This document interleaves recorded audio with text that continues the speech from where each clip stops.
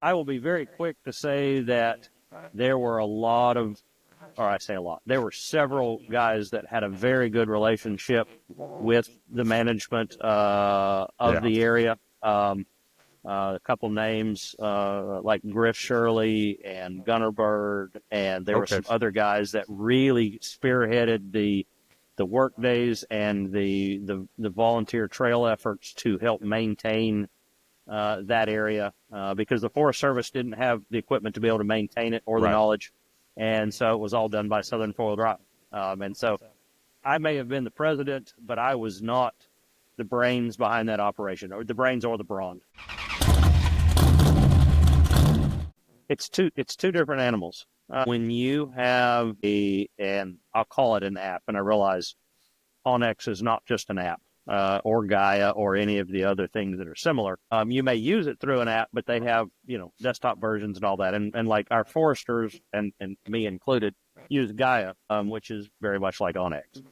But if you're generating your trail maps through data that is submitted by your users, there's no quality control. Yeah, we have, whenever we start working on the schedule, by September of this year for 2025, we've almost got every weekend booked for a different kind of event going on. So that's awesome. It is really cool. And it's all different kinds of events. It's an event for side-by-sides, an event for Jeeps, the shindig that we do, our fall jam. There's just so many different things. People do fundraisers here. People do their weddings here. So. Oh.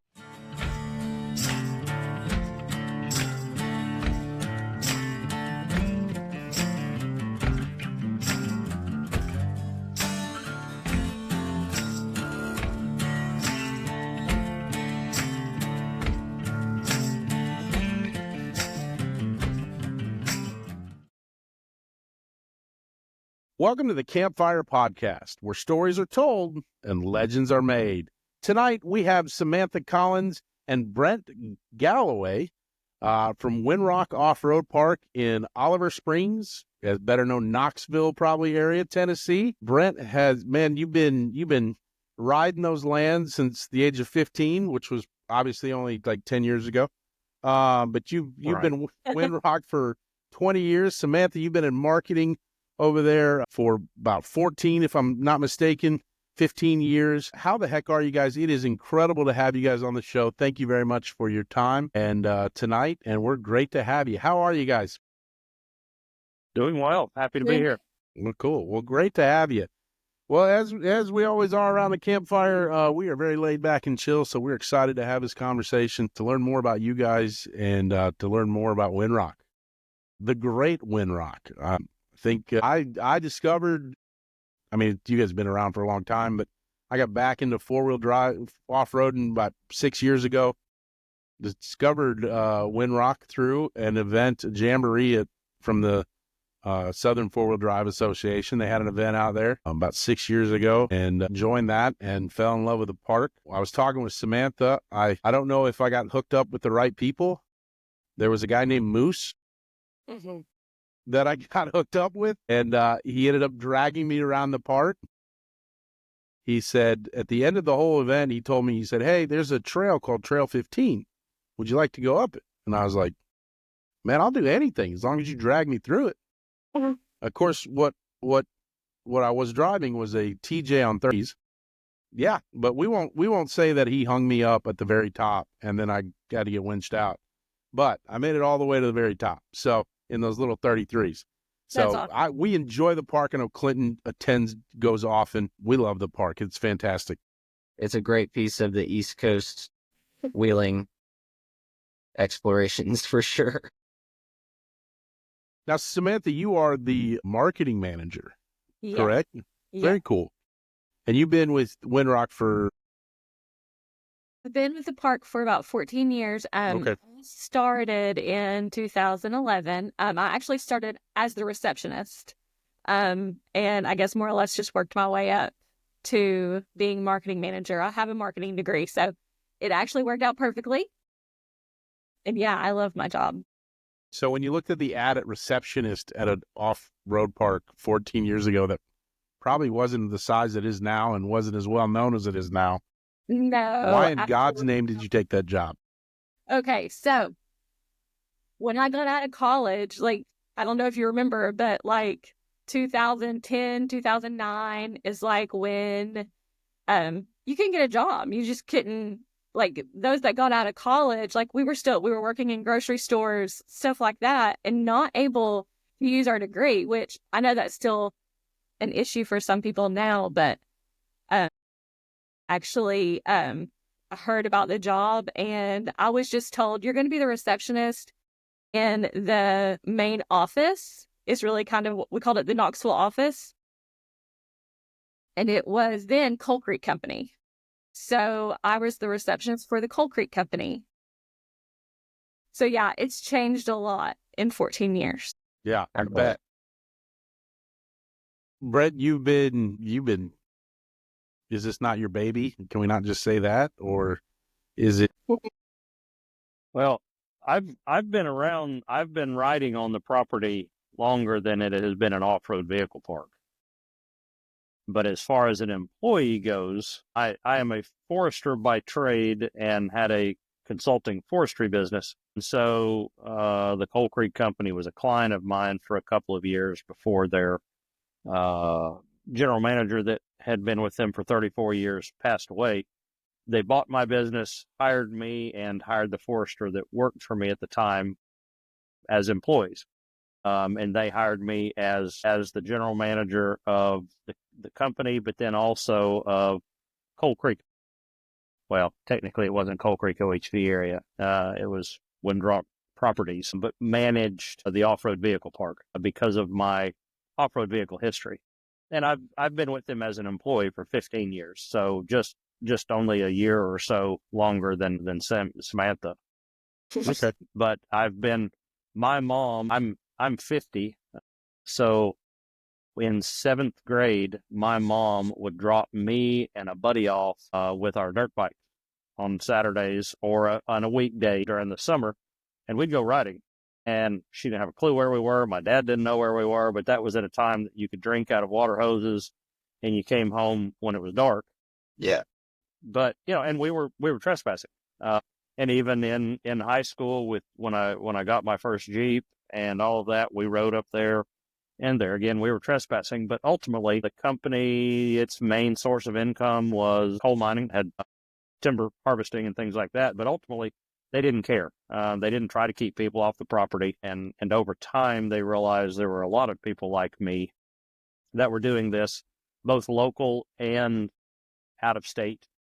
And the previous general manager was like, hey, I think we may be able to make some money at this and help with people paying to be on the property, also helping control forest fires and illegal dumping and some of the other things that happen on a piece of property this big. And so in 2001, that's what they started doing. Very cool. Very cool. So Sam, when you got into the receptionist position, was off-roading something new to you, or? I rode four-wheelers in my yard with my dad. We would go in our yard. We had a huge, just a huge hill, wooded, and we would go back behind the house and ride all the time. So I wouldn't call me a connoisseur, but I knew that I was like, okay, I can enjoy this. Yeah. Right. So, yeah. Now, are you guys both from the Tennessee area, or? Yes, I am from Gibbs, Corrington area. So, I live in Halls now. It takes me about an hour to get to the park. Okay. Is that north of I have no idea where any of that is. Halls is? I am directionally challenged. East is southeast of the park. Okay. Very cool. All right. And Brent, you born and raised in Tennessee, or? I am.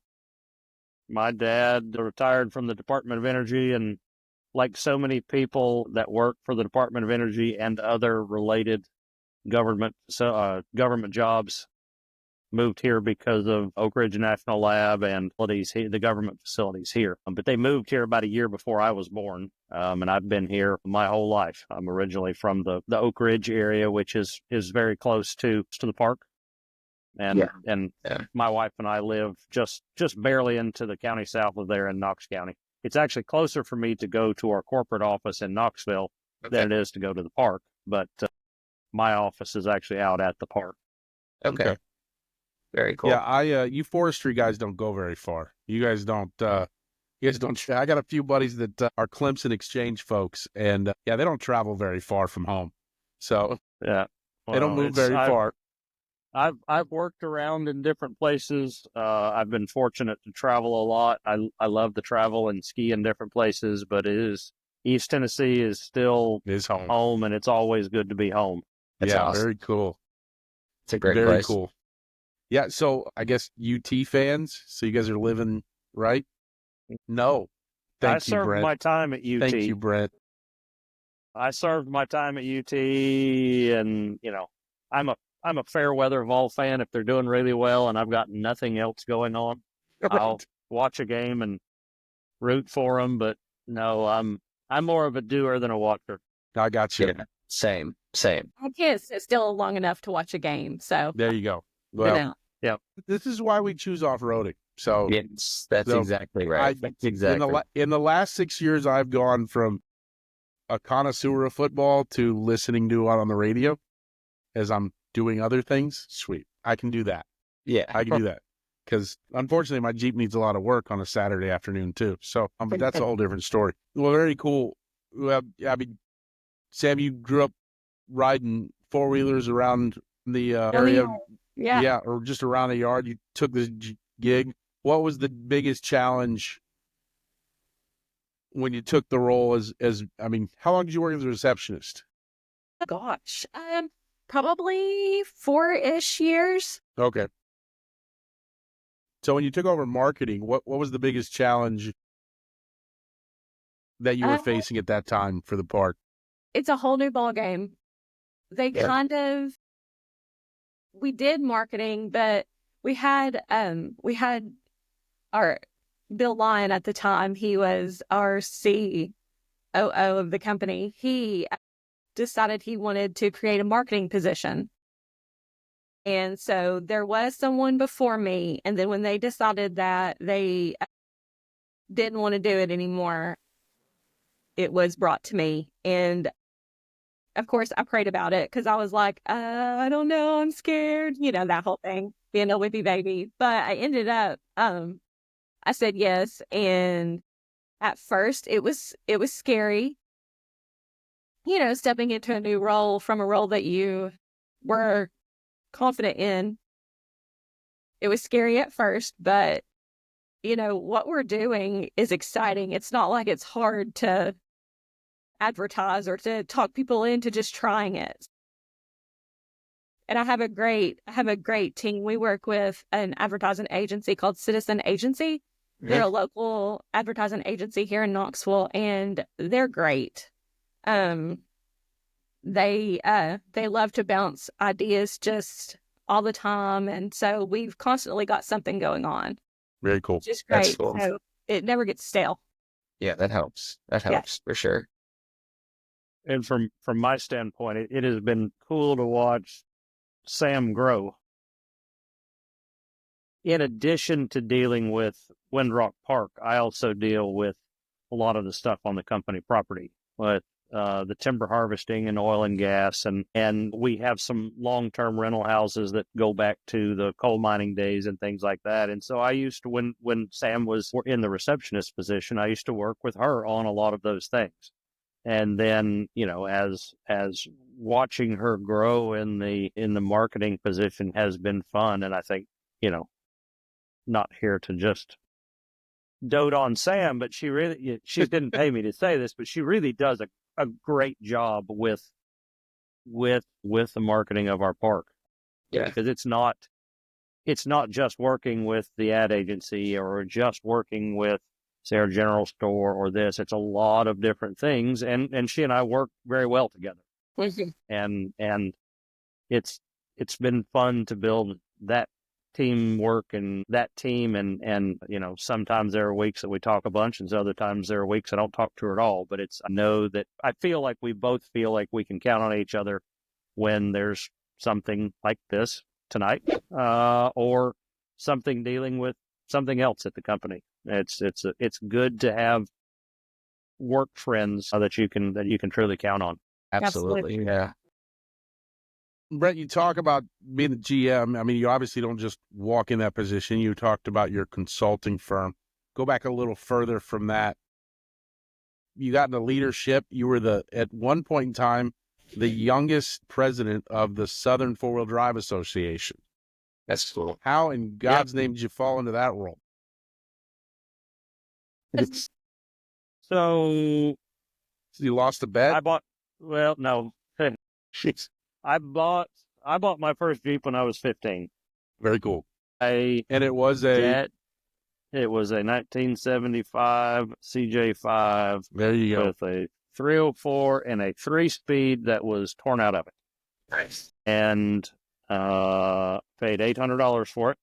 And my dad, my engineer dad, helped me figure out how to get the transmission out of it. Buy a new one. We didn't rebuild the one and put a new used transmission back in it. And my parents didn't buy my vehicles when I was a kid. They paid for my insurance, which I didn't. Looking back, I appreciate much more than I did at the time. Yeah. But it taught me the value. You know, I could go out and tear the Jeep up, and then I was riding the school bus the next day. But anyway, I bought my first Jeep when I was 15. Other than I've always owned 4-wheel drives. There have been a couple of periods in life where I haven't had a Jeep per se. I joined. Technically, my dad joined a local 4-wheel drive club called Tennessee Valley Four-Wheelers. The reason my dad joined is because you had to be 18 to join. And when you joined, it was for your whole family. And so my dad joined so I could be a member, and I went with a local group of guys. Most of them were old enough to be my dad, and they taught me four-wheeling. Very cool. You know, and as a teenager, all I cared about was mud, and all the old guys didn't like mud because they had already gone through that stage and had replaced bearings and brakes and all that, and I hadn't experienced that yet. But anyway, I stayed active with Tennessee Valley Four-Wheelers, and they were members of Southern Four-Wheel Drive Association. And then I went into forestry school in college. I was at the local community college. Took everything I could take there before going to UT. And because of my forestry background, when there was a vacancy in the board for the director of conservation and land management, I honestly don't remember whether I raised my hand or somebody raised it for me. But I took over Southern Four-Wheel Drive's director of conservation and land management, which I started dealing with United Four-Wheel Drive Association at the time, and dealing with, at the time, the Upper Tellico OHV area in the Nantahala National Forest was still open. And there were a lot of discussions with the U.S. Forest Service at the time about that area. And even though I was young and in school, I still had I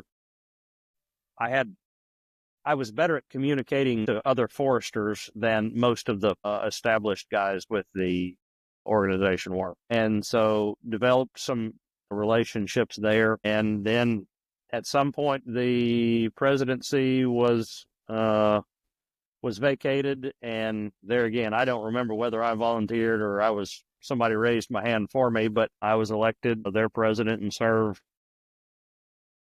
I don't remember how many years. It was I think it was 4 years as their president. At the time, there was 11 to 1,200 families in the organization. It was a very large organization. Yeah, that's I'm not sure. What were those 4 years that you were? That would have been in the late 90s, probably 90. No, let me think back. I graduated in 97. No, it would have been before that. That would have been in probably 93 or 4 through 7 or 8, something like that. Oh, so your reign made Tellico infamous, right?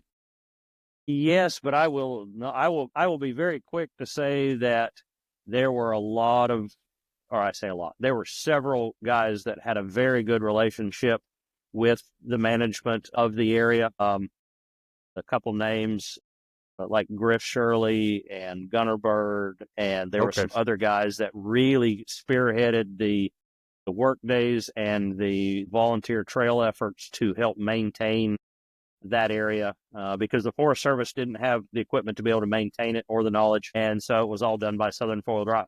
And so I may have been the president, but I was not the brains behind that operation, or the brains or the brawn. There were several guys that were all had equipment companies or equipment experience, and they stepped up, and we worked, every year we worked several weekends at the area, maintaining the trails and doing the equipment work that the Forest Service needed. Yeah, I got a chance to go out there in 2003, 2004, maybe. I mean, I guess right before it closed. Unfortunately, I mean, it was a great trail system back there. I mean, it was technical. You'd be cruising up a hill, and then, I mean, you'd run into a huge boulder up in there, and there were some lines up there that could even, I guess at that time, buggies were struggling with, but yeah. And, it was technical. I mean, you have more insight than probably anybody. Do we blame the fishermen for that whole closure, or what really was the catalyst that closed all that? It certainly was. I wouldn't say you blame the fishermen, because the science says that, yes, there was sedimentation that do affect trout, and it did happen. And is it worth pointing fingers and saying, well, if Trout Unlimited hadn't been pushing the issue, it would have stayed open longer? But ultimately, high impact use, such as off-road vehicles, it's not a game that the Forest Service likes to play. It's very different here in the mountains of East Tennessee or Western North Carolina than it is dealing with a desert trails in Arizona or Colorado or wherever, or snowmobile traffic. I mean, there's lots of motorized recreation on public property, but impact from ATVs, side-by-sides, Jeeps, etc., it made that area difficult. All of the trails at Tellico were old logging roads. They were not designed. If you took that brand new piece of property and you made trails out of it, you would lay them out more differently than what they were laid out from a logging standpoint. A lot of them went down through hollows and basically paralleled a creek all the way down the mountain. And it's hard to keep sediment out of the creek. And of course, I'm disappointed. It was a great place to ride, but it was not Trout Unlimited's fault. No, I agree. It was a topography. I mean, it was just it wasn't laid out that way to start with. It was designed to fail. And hindsight, obviously, with the onboarding of UTVs, I mean, it wasn't going to make it much longer. It would have anyway. If UTVs were there, I mean, the use there would have skyrocketed, and it was a small area. Yeah. I don't remember off the top of my head. I don't remember the mileage of trails or the acreage, but like compared to Windrock Park, it was just a blip. It was a very small area, and very constant. The trails were all narrow. Like, it was hard when Jeeps would meet. You had to pick a place to be able to pass each other.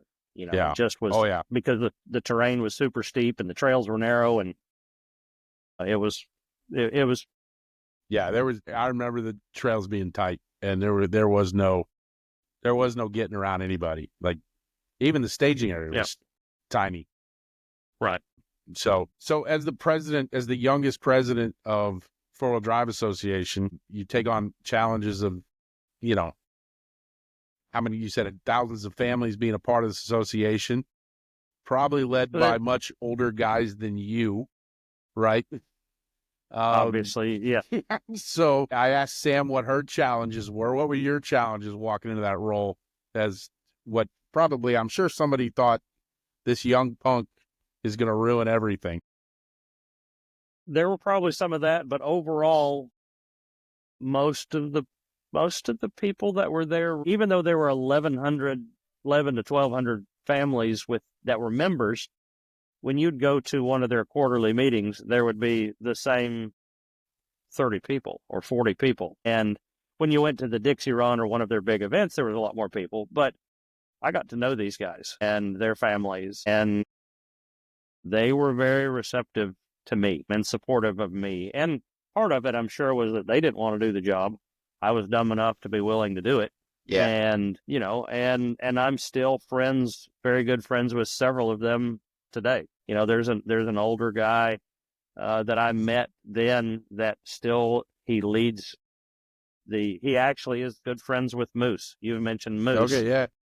It's at Jeep Jamboree, Moose and this gentleman lead the ride together. And there's probably, I'm not exaggerating, I bet there's close to 50 years difference in between Moose and this guy. Yeah, did he drove a black YJ, or what was his name?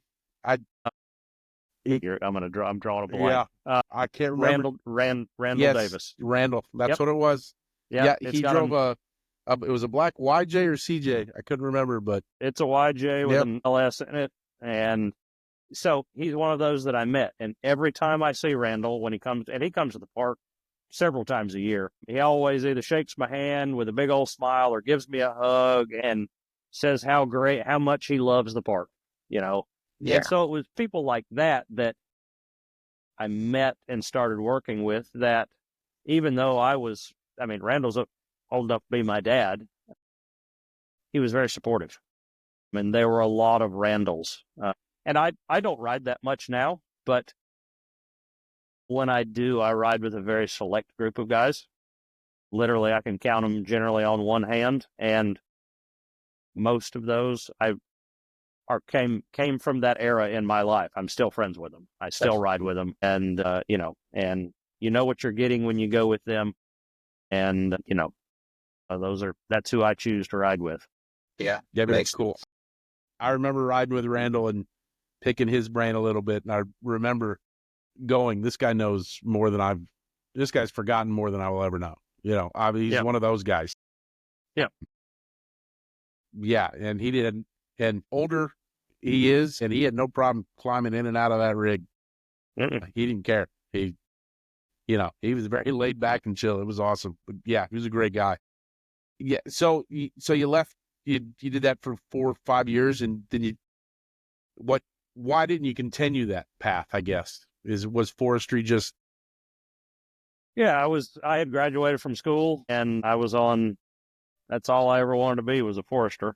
And so I worked. I got my first forestry job in Monteagle, Tennessee, and worked down there for about a year until I was able to find a job back in East Tennessee, and moved back here and been here ever since. Cool. You mentioned the difference between the West and East, obviously different terrain, topography. I think Clint and I both grew up in Colorado. I think the first time I had to pull a trailer through the mountains of East Tennessee, I was clinching the steering wheel and butt puckering down some of these passes, which, it's a lot different. It's a lot tighter turns.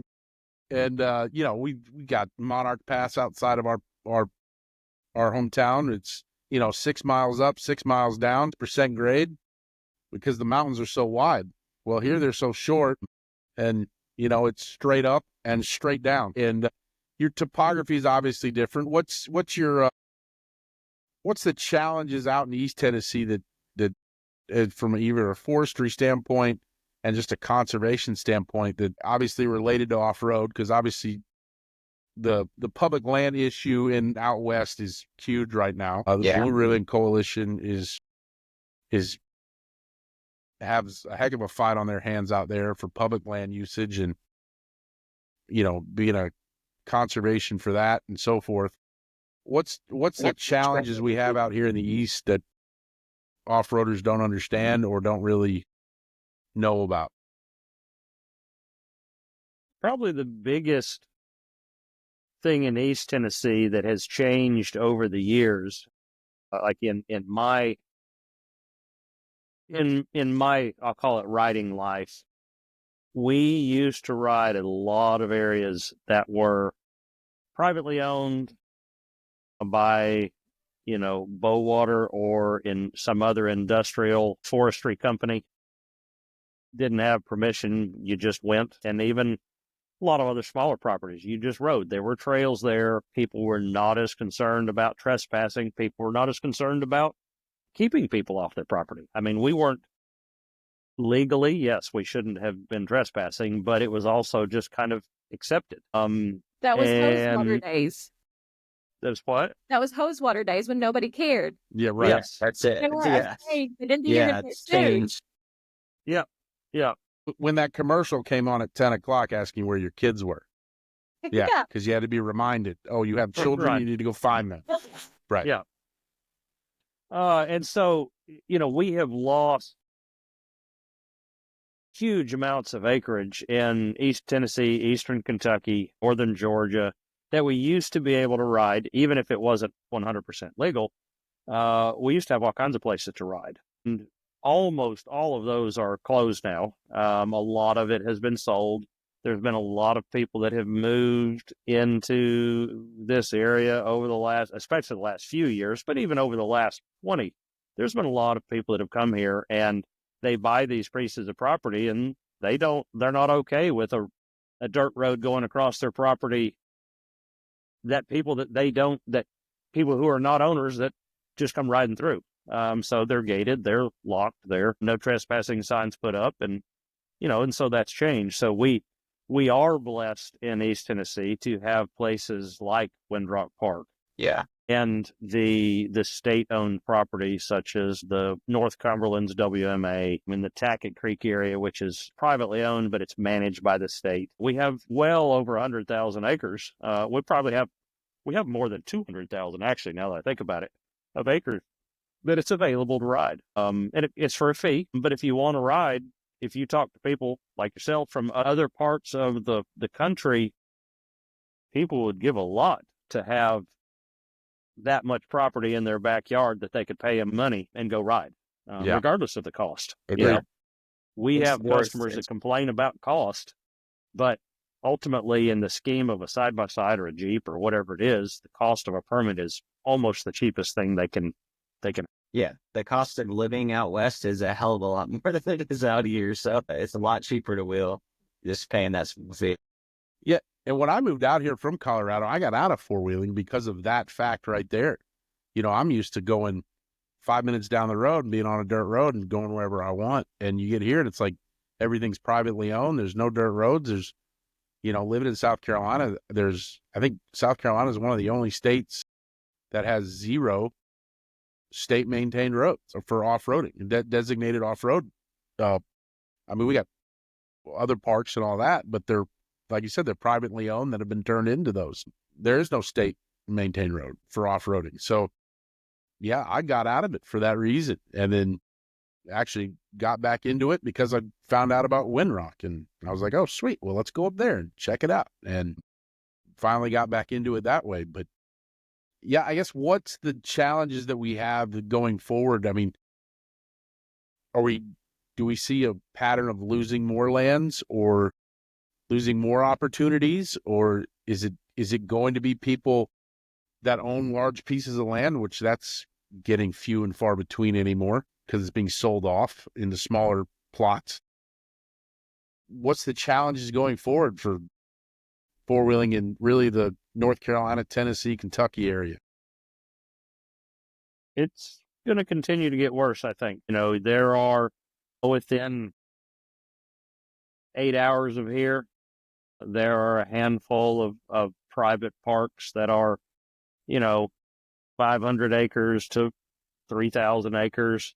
Things like insurance is becoming more and more challenging. I mean, everybody's homeowners' insurance is going up. Their auto insurance is going up. Well, the same companies that insure those types of insurance are the same types of companies that provide insurance to Windrock Park and other private parks as well. And you can't operate without insurance, and that's going to become more and more difficult to get and more expensive.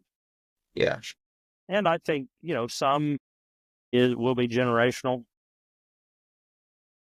I'm not referencing anybody or any park in specific or specifically, but, if somebody has bought property or inherited property and they're trying to run a park, and they get tired of the hassle, they get tired of the headache, and it is different if it was actually your personal, like it was your business, where you were dealing with every single thing, where we, at least Sam and I and others, we have our own roles, and we wear multiple hats, but generally speaking, unless there's a podcast to do or there's an emergency, when I come home, I'm at home, I'm off work right now. Yeah. Now, if something blows up at work or there's an emergency, somebody will call me and I will go take care of it. But, if it's your own business, you eat it, you sleep it, you dream it, you never get off from doing that. And so after a while, I think people are likely to say, I need to do something different. Yeah. That makes sense. And that developer that wants to buy that 500 acres and cut it into 50-acre tracts is sounding more and more appealing, and especially as property values go up. Mm-hmm. Yeah, I could see that. Yeah, I mean, that's a huge. I mean, yeah, and you can't. How do you compete against that? Because you can't compete against the guy that's like, oh, well, I can make so much money out of this. I'll just write you a check for that. And you're right, the headache's gone. Get a nice payday. I'm out. Unless you have a love or a passion for it and willing to do it, then yeah, you're right. Then there's another park gone, another opportunity to wheel.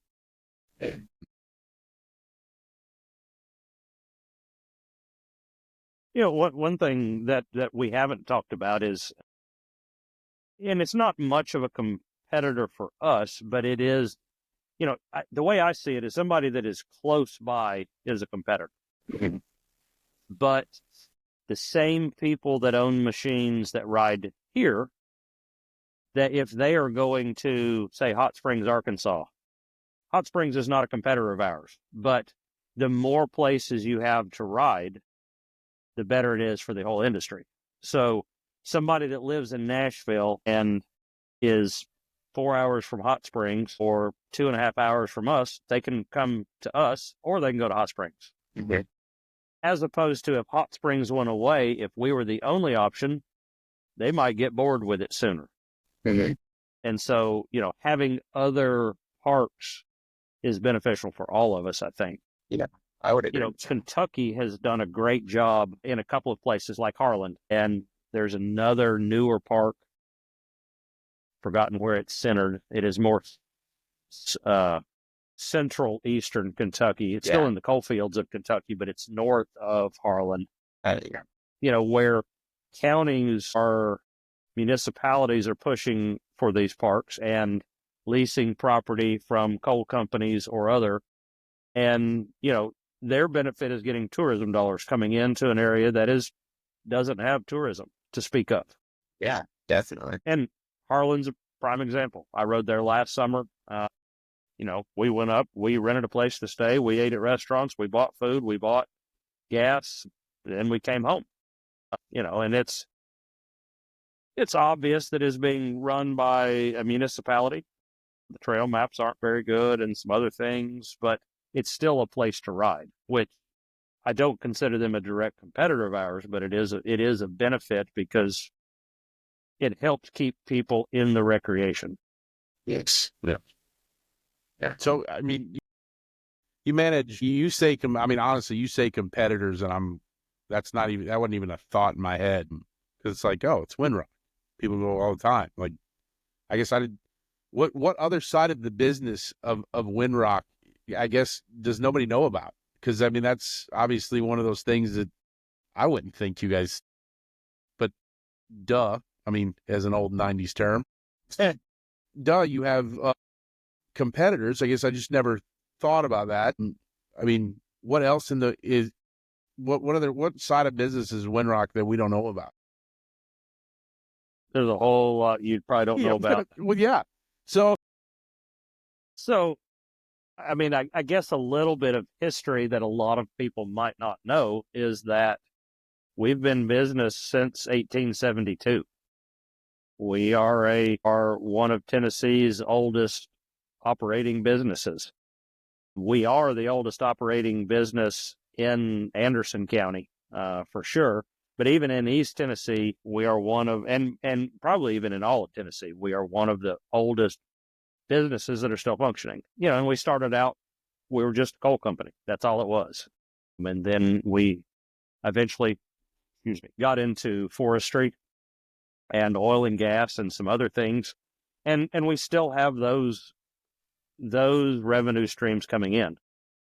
We have communication towers on top of the mountains. Mm-hmm. We have the Buffalo Mountain Wind Farm and things like that. Our biggest source of revenue is our recreation business. But there's a lot of other pieces in the background and in our history that have gotten us to where we are today. And if we didn't have recreation, it would be very different. When I started working for the company, I think the campground had just opened, and I think we had 11 or 12 employees total. And that was our corporate office. That was security. That was campground staff, trail crew. That was everybody. Wow. Yeah. How many do you have now? Low 50s. Okay. Yeah. I don't really know. I know it's a big deal because we have surpassed 50 and some of our insurance requirements and things change yet when you have more than 50 employees. Yep. But I would guess 52, 53, maybe something like 52. that. 52. Yeah, okay. Well, there you go. I heard it the other day. And those darn two people. I know. Yeah. Yeah. What's the old adage? Last hired, first out? No, never mind. Yeah. So one of the other things that people may not realize is, well, who owns Windrock? I mean, sometimes I get the question, so do you own it? I'm like, nope, we are a publicly traded company. And I think in my research, I found that out and I was like, I don't know why that was so dumbfounding to me, but the fact that it was publicly traded is, I guess I didn't understand the scale of what Windrock land management and forestry really was. Yeah. Now, I do have to say that it's also trading, thinly traded. There are only 93,000 shares or something like that. And so it may go all week and there may not be any shares of Windrock Land Company, who owns Windrock Park, traded, where every day thousands, if not hundreds of thousands of shares of Coca-Cola and GM and, other major companies, they trade every day, where we don't. And so it is a little different we are a little different than larger companies, but it is kind of cool, to be able to say, sure, I own some shares. I'm a part owner. Yeah. But Four. What? That's I'm proud great. of you. See, we're owners. Yeah. And how many do you need for a seat at the table? Never mind. Forget it. Yeah. I'm not talking that route. I got 3 kids in a Jeep. I'm definitely not talking about that. But yeah, I think it's great. So what other? So you said you got the turbine park, the coal. You still pulling coal or no? No. No, there are a few permits that are still active, but we haven't had any active mining in at least 11, 12 years, probably, something like that. Now, is it just that property? Like, if you look on a map, it's just that property. There's no other property beyond that. Yeah, it is close to 74,000 acres, relatively contiguous in 4 different counties. That's huge. I think this year we ended up we looked at a map because we were up north of Rocky Top at an Airbnb, and we were looking at a map, and I said, that trail 70 whatever runs all the way to the top out there. And I was like, I think this road you can get over and it connects. And so we started all the way up there and found our way. And of course we bought our permit online. You did. Good job. Yeah, thank you. Thank you very much. So we didn't bypass anything, but I think we found our way, and I didn't realize how far north it went towards Rocky Top up there. Well, and that's, you're talking about what people don't know. Of course, we love having people around the trailhead and the general store, and the campground and all of that. But a lot of times I think people are afraid to get away from those center main trails that they're comfortable with. The trail 22, the 2, the 4, trail 16, trail 15, those. And they think they're getting way out when they get to trail 75 on Walden Ridge. But there is a lot of riding up north. Yeah. And so even when I have some friends that come into town and stay at the campground and I go ride with them, a lot of times we'll meet at the campground and then we'll drive to the north side just to go and either drive the Jeeps or pull them on trailers and park. There are some places that you can park and leave vehicles on the north end and ride up there and then still come back to the campground. Yeah, I thought that was great. It took us all day to work our way down and kind of went back up, found some other trails, and you end up going up and down for a while until you work your way south far enough to get back on one or whatever to head back that direction. It was great. It was, trails, obviously you would never find leaving the general store because it would take all day to get there and back. And I like being on that end because you can ride and sometimes only see one or two people the whole day. Yeah. Yeah. It was nobody for us for a while, and which made us question a lot of what we were doing. At least you're questioning yourself. Well, the first road we went down was not on your property. We thought it connected, and then some hunter came up behind us, and my buddy and I were like, this is where it ends for us, right here. But great guy. He's like, no, this is not the road you want to be on. You want to be on this road over there. So, yeah, we were a little lost for a while. He said, you ain't from around here, are you, boy? And it was the start of, it was the week. Actually, the funny thing is I asked the question to my buddy. I said, I wonder when hunting season starts around here. And it was that day. It was that Saturday and he was going to his stand. And I was like, yep, well, there you go. Answers that question. So, yeah, I was blessed to start up there and see all that and be a part of all that. It was great up there with so much. We'll talk about maintaining trails and because you go from dirt roads to rock piles that 6 feet tall. How do you maintain it all? Yeah. It's a challenge for sure. By the seat of your pants every day? Yep. No, it's we have a full-time trail crew. A lot of people know Ron Durant. He's been with us for about the same amount of time Sam has. He is retiring at the end of the year. We have his replacement already, and we are. Here's a plug. We are hiring another trail crew position after the first of the year. So if there's anybody out there that is interested in a job, and I will say that it's a job just like any other job. Is a lot of people come here and think that it's going to be. They have this vision of going riding every day and having fun every day, but it's a job just like anything else. Right. Yeah. They work really hard to maintain the trails, keep the trail. We pride ourselves on having the trails marked well with signs, having a trail map that is accurate and up to date. Samantha works a lot with Ron in the past trying to get those printed and done and coordinating that with our app that we use. But maintenance is a big deal. 2 or 3 guys, when you've got more than 300 miles of trail, you can't get to all of it. And we don't have that goal. Kind of as a general rule, we don't do much maintenance on black diamond or double black diamond trails. There is a segment of our customers that want challenge.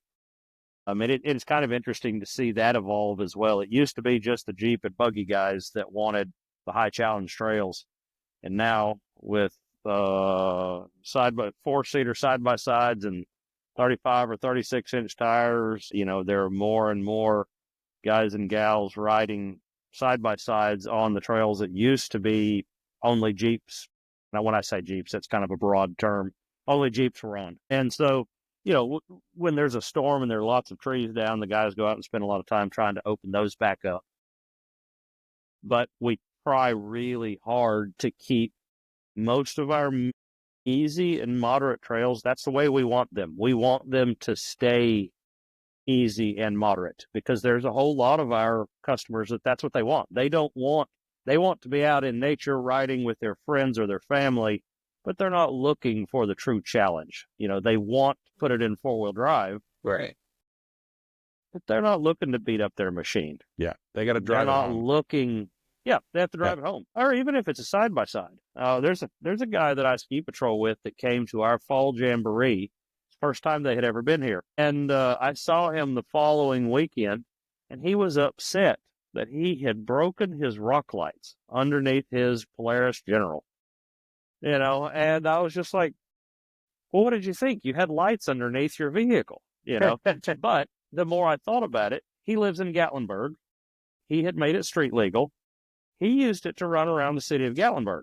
Yeah. He wasn't used to rocks and mud and ruts, and I think they were hooked. They have been back. He and another patroller. They've been back more than once now, and one of them just sent me a picture the other day that he had traded the General, and now he has an RZR Pro, I think is what he got. Nice. So, I think they're hooked, but it was just, they weren't out looking for challenge. They just wanted to go get dirty, and that's all they wanted. And so the trail crew works really hard, especially the stuff that's around the trailhead, the Trail 2, Trail 22, the connector trail to the campground. They're working on that stuff every year, trying to keep it where stock machines can navigate it relatively easily. And that takes a lot of time. Yeah. That makes sense. So you mentioned, there's two things I want to touch on. One is the map. So I guess when I'm riding around, obviously you buy your map online, buy the membership every year for your map of the park. What's the challenges, and when is Onyx and your map going to be on the same page? Never. Fair deal. It's a lot different when you have, it's two different animals.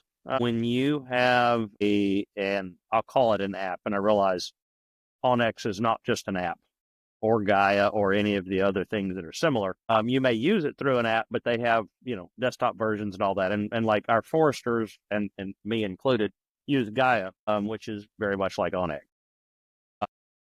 But if you're generating your trail maps through data that is submitted by your users, there's no quality control. And I've seen some of the Onyx stuff, and it's atrocious. Yeah. And from our standpoint, we have spent tens of thousands of dollars over the years. The trail map has been a project of mine since I started. I'm a forester. I like maps. And when I started, our map was not very good. And it's a work in progress, and has always been.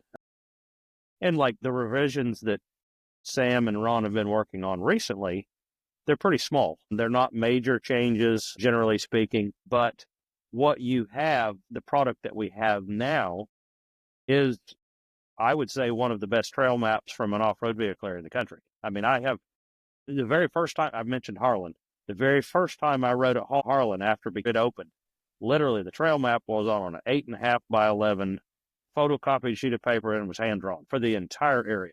Yeah. Nothing to scale, nothing computerized. It was just photocopied. And most are not that way, but there are a lot of areas that the maps are pretty poor. And ours are very accurate and up to date. And that's the other thing, our app is the background of the map. The map app is the exact same image that our paper trail map is. If you come into the campground or the general store and you buy our huge trail map, that same image is what is running in the background on our app. Yeah. And it has the biggest thing that our app provides is the magic little blue dot that shows you where you are. Yeah. I mean, because we found that our customers, the main thing that they want is to just know where they are. So they can look at the map and go, okay, well, this is what we're going to do. They can whip out the trail map, and if they don't know where they are, it doesn't do any good for planning. Yeah, right. And so things like Onyx, and there are some other mapping softwares out there that are subscription based, that are a much better product than Onyx or Gaia. But and we will work with them to a certain extent. But we want our app. Our map will always be the most up to date. Sure. Because when a trail designation changes or a trail gets rerouted or we add a new trail, this is the first place. And to be quite honest, if you look at the reviews of our app, some of them are in the early days were horrible because the app was horrible. I don't know how many headaches Sam had because of it, but it was horrible to start with. Do what? A bazillion. And it was because people didn't know how to use it. They didn't know when you got onto the property, that little blue dot was going to follow you everywhere you went. Yeah. Right. So as soon as they got there, they're like, oh, we understand. It just took a minute. I mean, I've done, and of course you have a whole generation coming in that's never looked at a paper map. Mm-hmm. So they don't know how to track themselves through a system, which, when I first started going. They needed to tell you. Yeah, right. Which is so great. I need you to tell me exactly where I am, which the convenience of that is great. I started coming to Windrock when it was just paper and using the app now. I think the last trip we went on, I quickly threw Onyx to the side and said, well, it's not going to work because I'm already lost to where we are and that trail's not there. And it puts me over here and this map shows me there. And I quickly ditched that and just use it for tracking. But you're right. The blue dot was helpful because you can take a right and a left and then be somewhere where you're like, oh crap, where do we go? Oh, we should have taken that road back there. And that blue dot definitely helps because you can get lost. I mean, your app makes you feel more comfortable, especially when, like I said, when we started from the north and came down, we wouldn't have known that stuff existed out there without it. How many trails does Windrock have that is open to public? That's not a question I know off the top of my head. It doesn't have to be accurate. I'm just curious. Sam may know. I think it's 316. Yeah, wow. That's miles of trails. Yes. Yeah, that's a lot of trails. That's miles of trails. Yeah, I thought you were asking the total number of trails, and I don't know. I don't know. Yeah. Never counted. Yeah, it was 323 was the mileage we had for a while, but we have actually closed a couple of things, and we've opened some new ones. Actually, I'm not sure what the current on this most recent reprint or new map that we're coming up with that will be available very soon. We've added a few trails, so I'm not sure what the new mileage will be. Are the numbers accurate, or are they just thrown at it? Like, is 95 actually trail 95 in the list, or is it just like, oh, we're gonna just shoot a number at that? How does that work? We draw it out of a hat. Yeah, you're just like, That's wait, good. this number is That's not. good. This is what 13 got closed. This one's gonna be 13 now. Whatever. I don't know. Well, so no, there is some of that. We did go sequentially. It went up in numbers. Oh, a little explanation about trails. We call them. I guess technically there's three types. We say P1, which we only have one P. P stands for paved. It's a paved road. It's a private road. It's 100% on our property and is not maintained by the county. So we call it P. Then there are the Gs, the G2, G3, G39. G, it's misconceived sometimes that they're gravel roads. The way I describe it is they are either gravel roads or they're old gravel roads. They were former gravel roads. I would say that 90 5% of the G trails are easy. We do have some that have gotten more difficult, and so we have moved them to be moderate. So we have probably, 3 or 4 or 5 maybe that are moderate level G trails with a G number. And then we have one on the north side of the property that is actually it's a black diamond. It was an old gravel haul road that hauled coal or used for hauling coal or timber. But there's a gas line that runs down it, and we can't maintain it because of the gas line. And so it's a black diamond. So we've gone sequentially in numbers with both the G and the regular trail numbers. And as some trails have gotten closed, those numbers have traditionally just gone away. I can't think of a good example. Maybe Trail 25. There used to be a 25, and I'd actually have to look to see if there is one now or not. I think there is. We didn't want to confuse people by having, let's just say Trail 25 was on the south side of the park, and now all of a sudden Trail 25 is on the north side of the park. And so when we would do away with the trail number or the trail, the number would go away also. So there were some gaps. But what we've done as we've expanded is we are nearing 100. And 100 doesn't seem like that big of a deal until you're trying to put 3 numbers on a trail sign, or 3 numbers on a map, or 3 numbers on what is most difficult is our yellow fiberglass posts that are at the trail intersections. It seems like something small, but it is a challenge. Yes. And so kind of like trying to stay away, keep our employee number below 50 as long as we could. We're going to keep trail numbers below 100 as long as we can. Now, we do have Trail 100. That is a new trail. That's a little bit different. It's a 50-inch trail, but the rest of them, we're going to try to fill in the gaps before we actually start making Trail 102 or 110 or whatever, so we can just make our lives easier. Makes sense. Again, one of those things that nobody thinks about in the business of maintaining an off-road park. So let's get into this because I definitely did want to ask this question. Sam, you're classified as a UTVer, correct? Yeah. You're rocking a what? It's What are you riding? KRX 1000. It's a 4-seater. Oh, okay, very cool. For the family. Yeah. Yeah. Awesome. So from the Jeepers of the world, okay, sounds good. Yeah, that's all I got to say about it. How do you guys? I will put them not a side-by-sider, but if I was going to own one, that's what I would own. Yeah, no, they're the beefiest of side-by-sides. I mean, they're built the size of their differentials. Jeep guys would appreciate that. Nice. I think my dumbfounding moment was standing on 15 several years ago, watching these guys hit it, and especially now. I cannot believe how they just hammer on these. Mm-hmm. They get them and they don't get off the pedal. They just keep it's the craziest thing I've ever seen.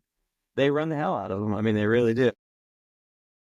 How do you guys, I'm sure I'm not the first one to ever say that UTVs are ruining Windrock. Not that I believe that, but I'm sure that's come across y'all's desks several times. How do you manage the wheelbase separation, the ruts? I mean, I guess the last time I heard about it from somebody was Trail 16. Oh, you don't want to go down that anymore because the UTVs have all ruined that, and they've rutted it out. We hear it from both sides. Yeah. Shit, Yeah. fair deal. Yeah, both sides. Yeah, I'm sure. Yeah, I'm sure. Everybody's ruining it. It's okay. Yeah, everybody ruins everything.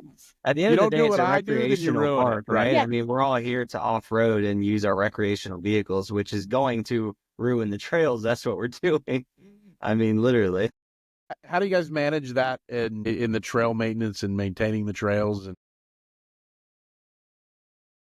We have some what we call ATV and side-by-side only trails that Jeeps are not allowed on, and that's a challenge because, like Sam's KRX,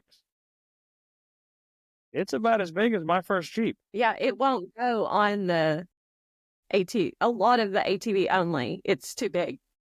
It's too wide. Yeah, it's too My wide. favorite And trail I can't go on. Wow, that's crazy. yeah, It's mine. Wow. and that is one of the reasons that we now have our first 50-inch trail, which is Trail 100. You know, and so it's mainly, there are some 50-inch side-by-sides there, but the most people that are using it are ATVs, some dirt bikes and stuff. And it's a good addition. We are going to make some more and see how they are received. And, you know, and if it does seem to be beneficial to the park, we'll continue it. And if they don't, we won't. But, you know, I feel like I'm seeing a trend towards ATVs are becoming more popular than they were. Oh, yeah. And I think, you know, there's two pieces of that. You can go buy a good utility ATV for $8,000 or $9,000, where a new KRX 4-seater is a lot more than that. Mm-hmm. But the other thing is, I grew up riding dirt bikes and then 4-wheelers. As I've said earlier, I've always had Jeeps, but side by sides, that's not my choice. There are a lot of people that love them. They're not my choice of vehicle, but I could see if I had a side by side and kind of getting bored with it and going, you know, maybe I want to go back and ride a 4-wheeler again and kind of get back. It's a different experience, you know, having a seat between your legs and handlebars is very different than riding in a Jeep or a side by side. Yeah, definitely. And I think there's some appeal to that to people. It's kind of like getting back to your roots. They're more dangerous. They don't have a roll cage. They don't have seat belts. They don't, but it's a different animal and a different experience. Mhm. So that may be some benefits to having some 50-inch only trails. Yeah. The trails down, speaking of Trail 16, we were down there and then we decided not to go down it because it felt like there was a lot of traffic going down it. So we turned up Trail, I think 17 it was, which honestly got real technical towards the top. It does. I puckered a little bit. The hills are steep around here, man. That's there was one section about halfway up, there's a rock ledge. And I got up to it and put my tires on it and I was staring at the sky. I had to back up and talk myself through it before I gave it a little gas and tried to get over that hump. But all those new dirt cutouts, obviously we rode down that way and there was a whole new dirt cutouts out there down there by 17 and 16 on that end. I don't know if they're new, but they were more dirt and dust, sand kind of trails. I guess it would be to the east, right? No? Well, no, I'm still not sure what you're talking about. So, you know, Trail 17, is it where that is? You come down there and it looked like it was newly cut. Could it be a timber? Actually, yes, there could have been a timber sale. Had the timber been cut? Yeah. And actually there used to be a gas line that came down Trail 17 and when was this? This was this Just year, in the August, yeah. No. Okay. I don't know what they were doing. Okay. Well, it looked like dirt and sand, like it was cut, like you guys were putting new stuff in, but I don't know. They may have just been doing trail maintenance. Okay. I Yeah. mean, I don't. I hadn't been down there before, so I don't know what it looked like before. So there you go. So you talk about ATVs and 4-wheelers and obviously the risk of riding. We all do this sport. We know there's some factors of rolling over, tipping over, falling off, whatever. Obviously, we take our own safety protocols in Jeeps, roll cages, seats, depending on your level of expertise and what you plan on doing. How do you guys manage the risk of the riders and the safety of the park, not only for the participants, but for the organization as well? Well, our biggest push for safety is our alcohol policy. Basically, every place says no alcohol, but there are a lot of places that don't do much about it. And that was us initially. We had the policy, but we didn't do a whole lot to enforce it. And then we decided that we were going to really start enforcing it. And we do. We take that very seriously. And we are okay with reasonable consumption in the campground and things like that. We want people to enjoy themselves and have a good time, but we believe that alcohol and horsepower don't mix. And I was, as we were talking before the show, I was initially a little bit nervous when we started really pushing the policy. I felt like we might lose some customers. We were going to make customers mad. It was going to affect the business. And I'm very pleased to be able to say we have lost some customers. And that's okay. Those were the guys and gals that were causing problems, doing donuts, tearing stuff up, littering, etc. And we don't really need their business. But for every person that has left and won't ride at Windrock Park, I think we've gained 3 or 4 or 5 people at least that have come here because of our policy. They bring their family and they ride here as a family because they don't want to have to worry about getting run over by somebody that's drinking. And that doesn't mean that alcohol doesn't make it into the park. People get very creative in trying to hide it and sneak it in, and we certainly can't catch everybody. But we maintain a database, and we depending on attitude, a lot of times you customers may get a second chance if they get caught with it. If attitude is bad, they may not get a second chance. If you get caught again, we don't want your business. And that's just the way that it is. For the safety, we're protecting all of our customers, but we're actually protecting people from themselves. And nothing good comes from drinking and riding. If you were only going to have 1 or 2 beers during the day, that's actually not a problem. But it's the guy that comes with a 12-pack that he's drinking. It's half gone by noon, and you can't allow 1 or 2. No, it's all or nothing. And there's no gray in there. It's either, you're right. It's either all or nothing. I think the nothing policy is fantastic. I know I enjoy it, appreciate it. I don't have to worry about it. I don't have to worry about Joe Schmo who's flying up the road. At least I know, hopefully, there's a great % chance he's sober. He's just maybe being an idiot. I'll deal with sober idiots much better than I deal with intoxicated ones. And yeah, I think it's a great policy, and it's great for our family because I don't need my kids being around that, and it's not what we do. So, and the other thing I will say about safety is encouraging everybody to wear their seatbelts. That is, I think, a lot of times in Jeeps and side-by-sides especially, I guess only those because you don't have seatbelts on UTVs and things like that, but you get complacent.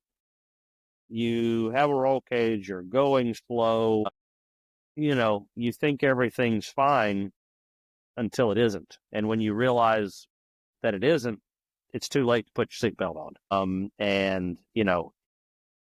Seatbelt holds you in your seat. Generally, roll cages hold up. They may get damaged, but they hold up and they do their job, and the belt will hold you in the right place. But once you start bouncing around in the cab or get thrown out, that's when real bodily harm happens. And so, put your seatbelt on. That's it, and it's something that is so quick and easy to do that can prevent injuries. Yeah, it really is. And I've been, I know Clinton and I, and pretty much everybody's been, a non-adherence to that every now and then, because you're right. You get complacent, jump in and out and going back and forth. And all of a sudden you're standing up your rig and that seatbelt's locked and you're already in trouble. Yeah. You forget it. Like, good luck, Hucker. And praise God, last time I had my seatbelt, I stood it up on a trail, and I had a buddy tell me, he's like, "Man, I've never seen you so scared in the driver's seat." I said, "I'm not moving until you get that winch line hooked up." And yeah, but it was one of those moments, praise God I had it on, because it could have gone totally different. But yeah, And obviously, if you're on an AT or even in a UTV with the roll cages, wear a helmet. Yeah, for sure. I guess the other public service announcement is, speaking of winches, use tree savers, obviously. Yeah. And that's probably, you guys fight that a lot, or is that something that's not too much? It's hard to fight that. Yeah. That's one of those things that, tread lightly and other organizations put, but it's hard for us to get that message out. Right. When we have lots of messages to get out to customers, and proper winching techniques is not one of those. We've never tried. That's not something we've ever really tried to tackle. Even though it is important. So what is obviously the no alcohol one's the message you push out? What are the other messages that you're pushing out to your customer base? Anybody under the age of 18 is required to wear a helmet. That's not in a Jeep like yours.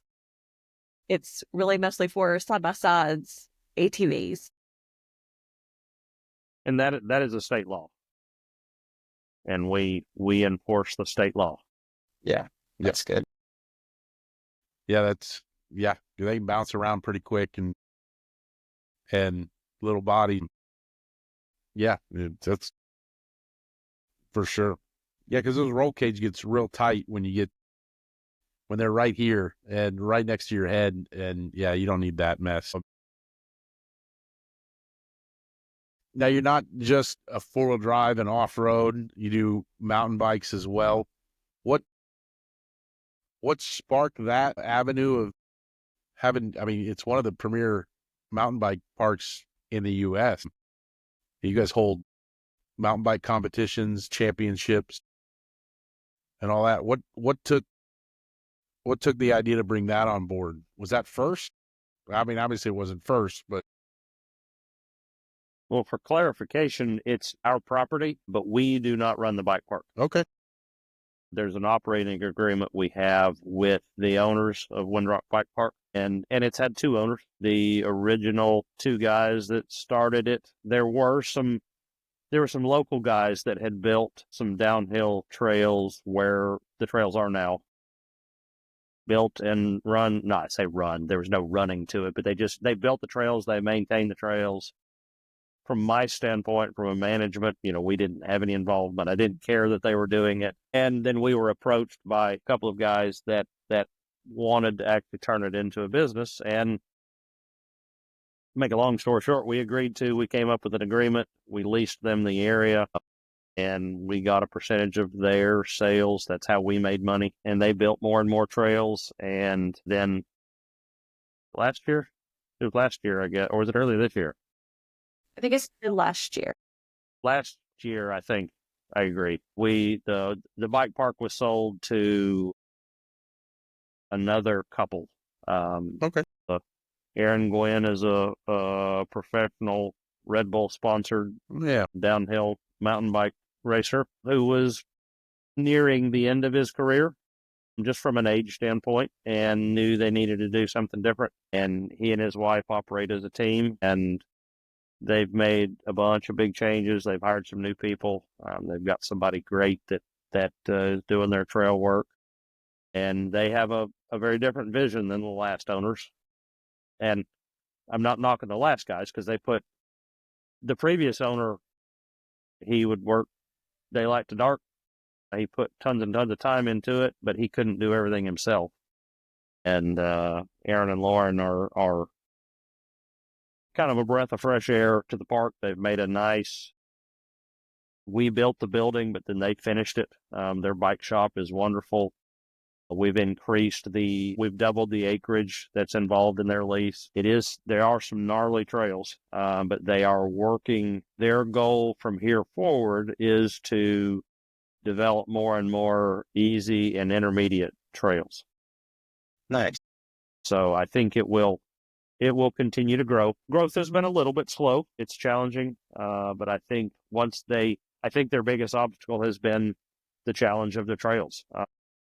when you've got a 12 or 14-year-old son that's racing downhill, dad still rides, but dad's not riding the same trails. There's nothing for him to do.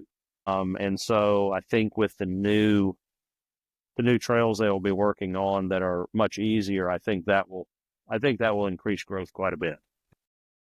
Well, it doesn't matter how easy you make them. You're not getting this big body on a downhill anything. That's too much momentum flowing in the wrong direction. I'll stick with my Jeep going uphill. Yeah, that's some much better control of momentum doing it that way. But yeah, it's when we first got there, I mean, the park looked awesome. So I didn't know you guys, it wasn't a direct part of your organization. So that's very cool to learn.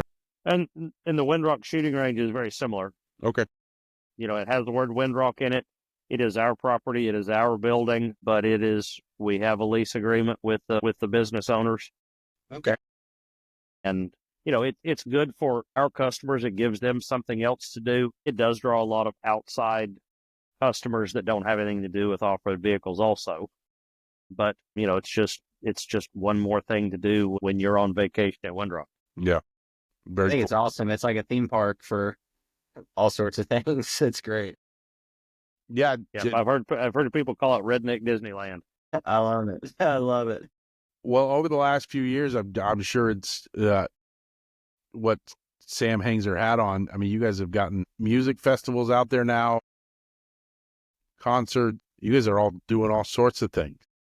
Yeah, we have, whenever we start working on the schedule, by September of this year for 2025, we've almost got every weekend booked for a different kind of event going on. So that's awesome.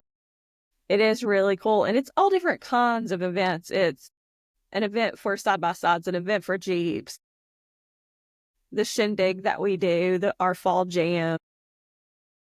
There's just so many different things. People do fundraisers here. People do their weddings here. So. Oh, wow. That's really cool. Neat. Yeah. So, Brent, are you officiating these weddings, or is there a package where you're going to officiate this stuff, or you pass on that? I hadn't thought about that. I wear a bunch of hats, but ordained minister is not one of them. Minister Galloway. I could start growing my sideburns and look like Elvis, and we could have us a wedding chapel. That would be good. Yeah, I'm all about. I was going to say, you got to be careful probably what you say in front of Sam, because I have one of those staff members that I have to be real careful about what I say, because everything I say will come to fruition. And I'm one of those. Yeah, I'm one of those outward processors. I'll just talk about something and just let it go. But when she hears it, she runs with it, and then all of a sudden, 2 weeks later, it's happened. I was like, that's not really what I meant or what I wanted to do. So what's the I mean, we talked about the trails, creating new trails. What's the future hold for Windrock? My crystal ball, the batteries are broken. I don't know. It's hard. It really is hard to say. If you had told me 10 or 12 years ago that we would have 46 cabins, I'd have said you're crazy. Actually, if you had told our board of directors 30 years ago that people were going to be paying us to come to our property, they would have laughed you out of the boardroom. Mm-hmm.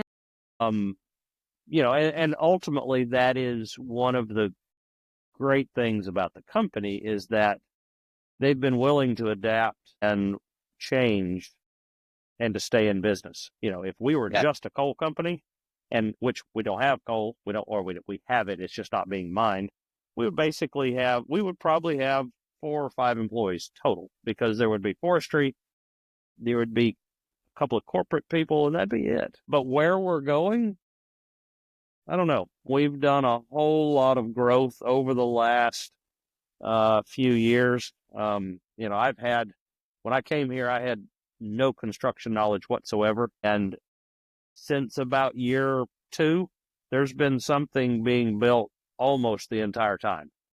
Sometimes multiple somethings being built. Yes. last year we finalized first of this year we finalized a new premium RV area where we added 30 additional RV sites. We've rebuilt the general store, we've rebuilt the campground office. We now have tiny homes, we have yurts, we have all this different stuff. Yeah, the general store was obviously it's great from obviously what you had. You talk about the board. How was that conversation saying, hey, look, we're going to take this general store and make it, 5 times bigger? There was a change in leadership a little bit. The current chairman of the board and president of the company, his father was in his position before he passed away. And when we built the first general store, we kind of had to beg and plead and claw to get 3,000 square feet, because that was huge at the time. And what we have now is 10,000 square feet. And so the current president, he has a forward thinking, and the board as well. And thankfully have been willing to spend money to make the improvements. And that's one of the things that really sets us aside from a lot of other parks, is we have continued to put our profits back into our facilities. We have shareholders, we have to pay dividends, we have to show a profit, but we have just continued to pour money into the park. And that's apparent. Look around, and when you see 46 cabins, when you see a 10,000 square foot general store, when you see a 5,000 square foot campground office, and it's not just the office facility, it's climate controlled storage for things that they need in the campground. All that stuff costs a lot of money, but that's what it takes. That's what sets us aside from most other parks. It's not just the size of our park. It's when people come here, our cabins are not, pre-built storage buildings that have been converted into cabins. These are stick-built cabins, 1 to 4 bedrooms that have leather and log furniture and other types of furniture that all have high-speed internet and TVs. And we're trying to make it a vacation destination, not just a place to come ride with a bed to stay in that has air conditioning and heat. Yeah. The general store, that 10,000 square feet, that compared to what we used to have, we are able to sell a lot more products. When instead of offering 3 or 4 t-shirt designs, we have, and Sam may be able to tell you exactly how many. 33. We have 33 different styles of t-shirts to sell, which is good for us. The t-shirt business is good for us, but not all customers like the same things. And so when you have more options for customers to buy, they're more likely to buy something. So we spent a whole lot of money on that building, and we are generating revenue from it now. I mean, it's not paying for itself yet, but we have invested in. That was a big investment into our business, was having a store that was big enough for people to be able to walk around, to be able to shop, to not feel like when they were looking at a shirt that they were blocking one of our 2 aisles, and we're in somebody's way. They could actually sit and look at something and make a decision, as opposed to saying excuse me while somebody's trying to walk past them to get to something else. Yeah, that makes sense. That's crazy. Yeah, I mean, the layout of the general store is great. I guess my thing is, when are you going to put online access to the store? Because I ran over my tumbler the other day, and now I got to go to Windrock to get a tumbler. I can't just reorder my tumbler. It's like the Masters. Like a great excuse for a trail ride to me. It's like the Masters. You have to go to the Masters to get merchandise from the Masters. So I'm curious, did you run over your tumbler on purpose? No, I actually... Honey, I'm going to need to go get a new one. Yeah. I'm going to need a bigger excuse than a tumbler. No, I left it on the fender of the Jeep, and I backed up and went down the driveway and crunch. I actually found it when I got home. I was like, some idiot ran over their tumbler. Oh, that's mine because it says Windrock on it. So, but Which yeah, one was it? Why? It was the silver one, the one with the plastic insert. Yeah, that thing. Yeah. So Crunch. we had an online store for a little while. It just didn't do as great as we had hoped. So we went ahead and just took it down. We may bring it back. It's just one of those things that takes time to do. But people, you can still do it old school. You can call the store, purchase it over the phone, pay shipping, and send it to you. All right. I can do that. I can make that happen. I can make that happen. So what's in 2025? What's the biggest event that we need to look out for at Windrock? I don't know that answer yet. I can't tell you anything about that yet. Uh-oh. No concert. Your crystal ball is working as well as mine. Yeah. No concerts on the radar? No. Obviously the shindig. Not that we know yet. We're still working to finalize. Oh, cool. Okay. Hey, there you go. Yeah. Well, awesome. Well, nonetheless, it's a great park. I've loved it. I love it. Yeah. It's we've enjoyed every trip we've ever taken out there. I will ask you this real quick.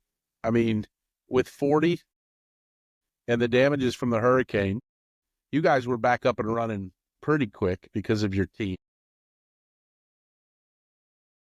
We didn't have damages like North Carolina did. Right. I mean, we had some trees down and some things like that, but we didn't. In fact, I almost hate to say this, but the amount of rain we got was perfect. We had been dry, like almost no rain for more than 6 weeks. We were coming into the fall fire season, and I was pretty worried about forest fires. And when Helene came through, it rained for several days straight, but it was just a steady, soaking rain. Like for the most part, it wasn't until the end that our creeks started to come up at all, which showed me that it was just soaking into the ground. Right. And so it was actually, overall, it was very beneficial for us from a weather standpoint. Yeah. We did get some winds one day, and because of the volume of rain we had gotten over the few days, we did have some trees that came down, but no more than any other, bad thunderstorm that brings a few trees down. It was nothing like our neighbors to the east. Yeah. Yeah, we got pretty good. Yeah, I was going to say Clinton's in Boone, so he was right in the thick of it. For sure. So, yeah, that's interesting. I mean, it's because we didn't even touch on this, but forest fires, I mean, I know that's a concern. I don't want to undermine that, but is it always a major concern? Is it? No, not like what most people see as forest fires. I mean, the fires you see on TV out in the western forest fires, where the term is called crowning out, where the fire gets up into the crowns of the trees, the tops of the trees, and basically it always kills the trees. It travels fast, does lots of property damage. To speak of, we don't have those here. We had the fires in Gatlinburg in 2000 and whatever that was, 16 or 18. Yeah. 18, I guess. Yeah. That was kind of the perfect storm. I mean, it happened, but I mean, that's the kind of thing that it doesn't happen here. I mean, I can say that. And it truly was just a perfect storm of dry conditions, high winds, and steep terrain. Most of our fires don't do any property damage. The only thing that it damages is the timber. Not all forest fires are bad. They actually can be beneficial to the forest, but if they do get hot, they can do damage to the butts of the trees. And so my forestry hat gets concerned about forest fires. And a year before last, we had a number of fires, but last fall was not a big deal. This year, we had one. Halloween was dry, and we had a couple of forest fires, but then November 1st, it rained. And so all the fires are out, and we've had rain like it rained today. And so basically, fire season's over. Okay. Yeah, I'm just curious because you're right. You don't see Tennessee, Kentucky, North Georgia get that Western kind of the issues that they have out there. And of course, It's all about humidity. Yeah. I mean, when West Coast stuff, you may have humidity in the single digits. Oh, yeah. And we don't have that here. So our fuels on the ground never get that dry. In the fall, if it's sunny for several days in a row, and it'll dry the leaves out, and the leaves can certainly burn when leaves are falling off the trees. But leaves burning on the ground, they're not. It's not, generally speaking, not getting into the crowns of trees and doing significant damage. Cool. Well, Brent, and Sam, this has been an absolute pleasure to have you guys on. I say this a lot, but I feel like we could go on.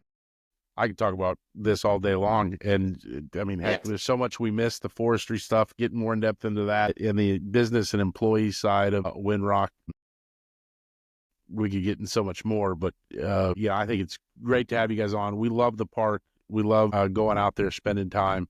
I think the trail systems are great. You get into what you want to get into. I've had people ask me, especially during the Jeep invasion thing, when they go out there on Saturdays, are you going out there? Could you show me around? I'm like, you'll be fine. Like, they're not every trail is a tube rock trail that you see. You'll be just fine. Just follow the path. Yeah. And don't go down the blues or black, and you'll be just fine. But yeah, it's a park for everybody, and I think you guys do a great job of maintaining all the traffic that comes through there, and it's fantastic. We love it. So, yeah. Thank you so much. Well, awesome. Well, it's great to have you guys. Thank you all for spending the last hour and so with us, listening to the podcast. And if you would like to reach out to us, you can reach out to us at Gmail at offroadcampfire@gmail.com. And if you haven't checked out Windrock, obviously go to their website and download the app, buy the map. It's all worth it. When you go check out the lodges, those are cool. Every time I leave Windrock, I always look at everybody staying at the lodges, and I go, that would be really nice to just stay there and not have to trailer back into town and go to the hotels. So we'll have to check those out next trip. So, but Brent, Sam, thank you very much for joining us. And as always, my name is Ryan. I'm Clinton. And this is the Off-Road Campfire. I'm going to learn to talk. I don't know where that came from. I turned into a 12-year-old boy again. He's drinking straight whiskey in that cup. You guys don't know It is flat coffee. It has been coffee all night. It's been coffee in this. It has been true coffee. I'm down to the grinds, but we're going to try this again. Gee, Minnie, I'm just going to leave it there. Hey, my name's Ryan. That's Clinton. This is the Off-Road Campfire Podcast. Thanks for joining us, and we'll see you next time around the campfire.